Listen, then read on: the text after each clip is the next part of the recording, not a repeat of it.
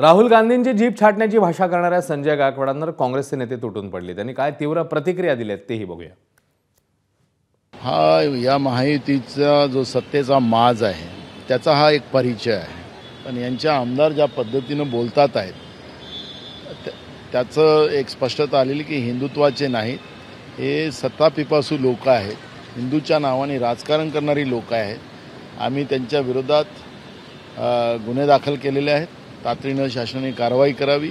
संजय गायकवाड हा अतिशय गुंड प्रवृत्तीचा आणि फालतू विचारधारेचा माणूस आहे। त्याच्या नेत्यांनी उद्धव ठाकरेंना धोका दिला आणि हा माणूस आमदार असूनही इतकी वायफळ भाषा बोलतो।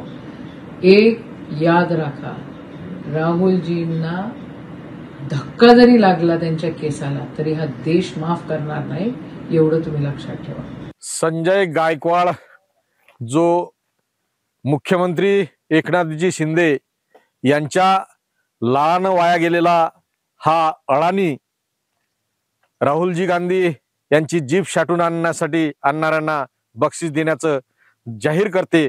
या हरामखोराजवळ शिंदेंनी जे पैसे दिले त्या पैशाचा माज या हरामखोराला आल्यामुळे ह्या अशा पद्धतीचं वक्तव्य त्याचं सातत्यानं चालू आहे आणि येणाऱ्या काळात काँग्रेस पक्ष त्याची जिरवणार आहे।